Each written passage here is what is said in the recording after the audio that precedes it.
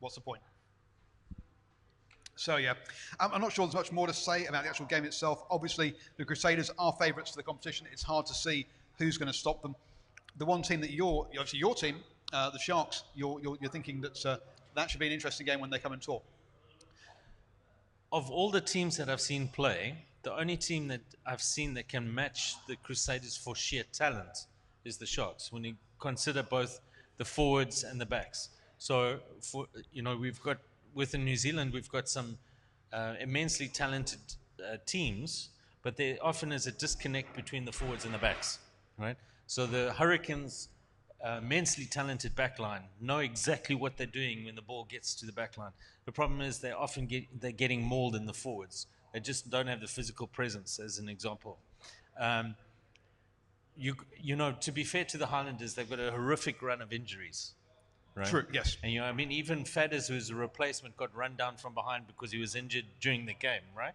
So you'll see across New Zealand, you see this sort of mismatch between the forwards and the backs, right? And in the Crusaders, you've got a meshing of talent in the forwards and talent in the backline and talent in the coaching booth. In the Sharks, they've got tremendous talent in the forward pack and in the backs, but the coaching is woeful. It really is woeful, right? And at times you just want to despair because there's so much potential there. And when you see, for instance, the two young black wingers that play there, they look like they've shot out of a cannon when they accelerate, but yet they're not utilized properly, right? And then there's other teams like the Bulls, where there may be talent, and they've got a good forward pack, but they're just completely clueless in the back line, right? So the one team that seems to have the talent on the field to compete with the Crusaders is the Sharks, and they will be playing there in a couple of weeks, right? Yeah, so the Crusaders have a bye week. They then host the Lions. They then host the Sharks. They then go on tour and play the Bulls and Stormers in South Africa. So the next 4 teams for the Crusaders are all going to be South African teams, which is going to be interesting. Then they come back and host the Blues, travel up here to play the Chiefs, and finish with the Rebels. So that's the end of their one. Yes. But those, well, that'll be interesting. Sorry, carry on. Okay, that'll be interesting because there's just been no forward pack here in New Zealand that can cope with the Crusaders, right? When you consider Cody Taylor wasn't playing, Ben Franks wasn't playing. Those are the main two. Yep. Yeah, those are the main two that were being rested. But as soon as Moody went off, suddenly yes. He's the key man at scrum time. He's the key man at scrum time, absolutely. But there's no, which is quite interesting. It seems that Owen Franks is on the wane, right? But there's just no forward pack that can cope with him.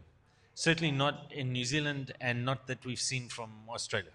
So it'd be interesting to see what the Lions can do. The Lions don't have the talent that the Sharks do, but they are very well coached, right? Yep. The Lions haven't played in 3 Super Rugby finals in a row as a fluke. No, right? and they've also come over here. They've beaten the Chiefs 3 years ago. They're the one South African side that knows how to tour, which is unusual for South African sides. Well, they're the 6th New Zealand team, really. They really are, because they have a stated strategy going back probably 5 or 6 years of trying to emulate the way the New Zealand teams play. And they've had continuity from their previous coach, Johan Ackerman, to their new coach, Swayze de Bruin. Swayze de Bruin was his assistant. And so they have a stated strategy that they've kept to of playing that particular way. Yep. Right? And so they are very well coached, very cohesive, very tight team. They just were overwhelmed last week by the Sharks got it together. And the sheer talent on the field is what dealt to them, and that they just couldn't cope with it. The Lions have just lost too much talent to Europe. They've lost a lot of talent to Europe. A bunch of forwards especially is where they're really feeling it. And they've got an extraordinarily light pack. So they've got a pack that is almost 90 kilograms lighter than this Crusaders pack when they played the Sharks, right? So that's a huge difference, and it's very easy to underestimate how big that Crusaders pack is. The starting weight in that pack is well over any other pack in the competition, well heavier and bigger than any South African pack, and nobody really realizes that Crusaders pack is enormous. So it'd be interesting to see the Lions will come at them they'll try to. They'll try and come at them in waves of attack similar to the Crusaders, and the Sharks will get at them in the forwards, and then we'll see, how do they respond to the different teams. So looking at the Highlanders now, that's they've not won since round 2, which is difficult for them. Next up, they have the Blues come to visit, who are obviously playing tomorrow night here in Hamilton. They then travel away to the Sunwolves, which should be a win for them, to be fair. Yes. Host the Chiefs, host the Jaguares, and they're still not toured. So they still need to go play the Lions and the Stormers in South Africa before they finish with the Bulls and the Waratahs at home. Well, you made a comment there. You say it should be a win against the Sunwolves. The Sunwolves came here and won.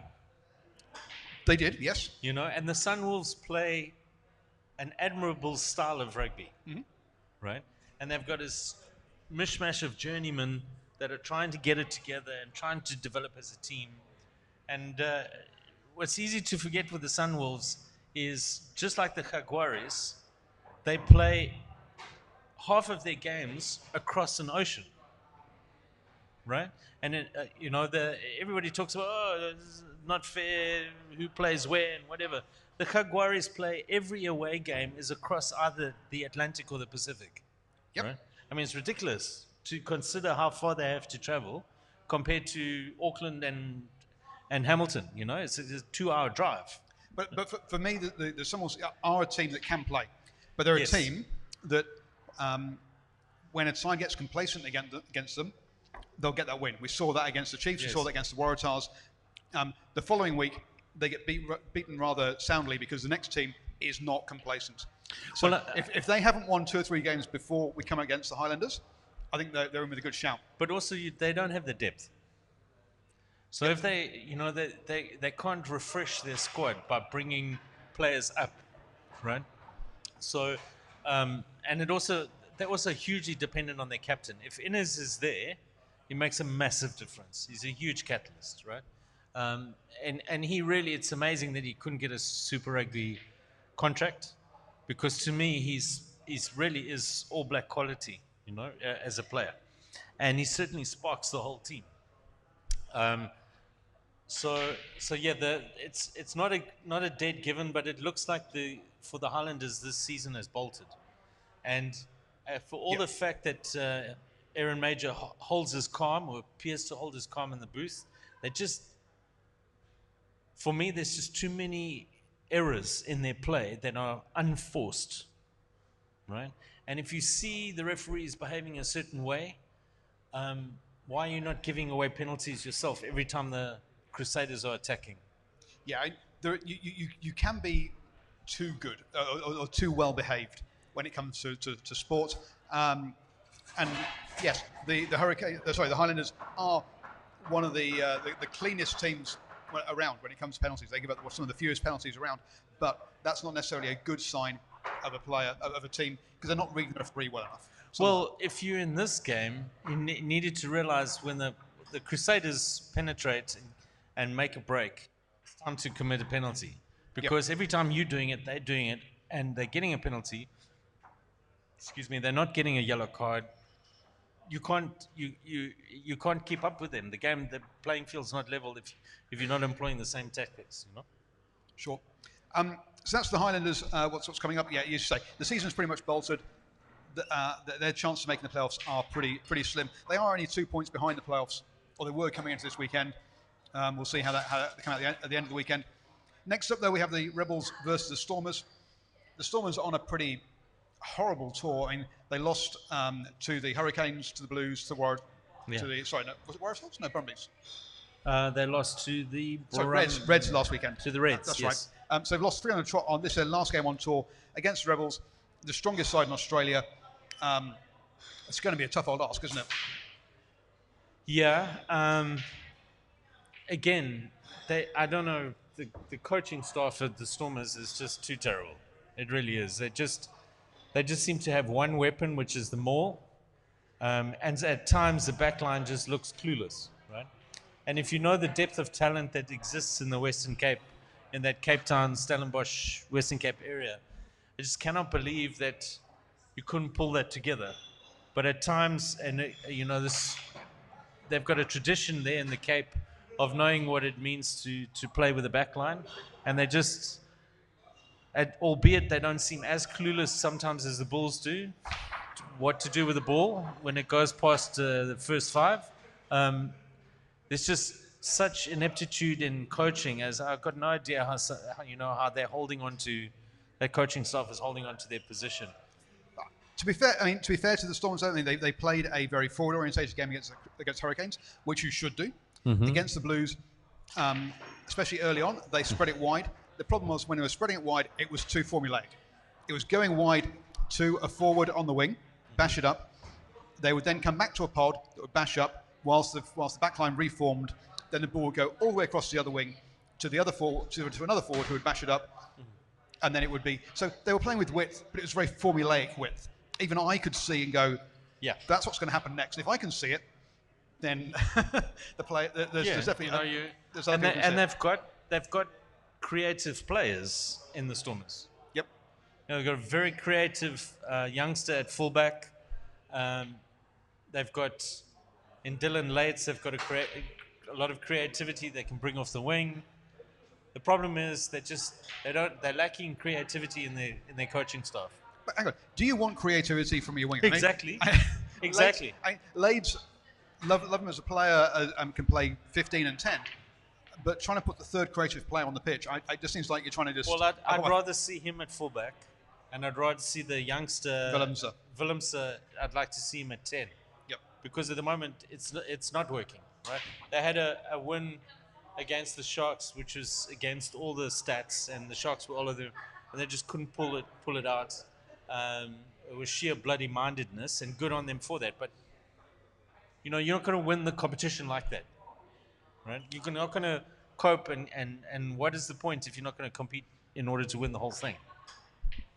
Yep. So there we go. So I think basically we're saying basically this is Rebels to lose is the next game really. There should be a Genia Cooper show that pulls the strings, and that Rebels back line should be too much for the Stormers to contain. Well, the Rebels are so much better this year because their forwards are of higher quality, right? So they've got a genuine pack now. So, so their halfback and first five can actually operate with some space and some time to make decisions. And they have a first five, which they didn't before. Yes, that's right. So from the perspective of once again, it all starts and ends in the front five, right? So the fact that they've got some parity now in the forwards, and even are dominating some of the forward packs, especially in Australia, it makes a world of difference for how they're operating. So enjoy the Genia Cooper show. That's coming up next in probably it should be next. It's kicking off in about 3 minutes. So enjoy that. I'll be back, we're back for the whenever the Chiefs are basically away from home. So it's the next 4 games the Chiefs are away from home. I'll be here with the watch party, bringing you this show. I'll either have John or Steve, another mate who was here for the Crusaders versus the Chiefs game. Thank you for being here, and hopefully see you again. Cheers.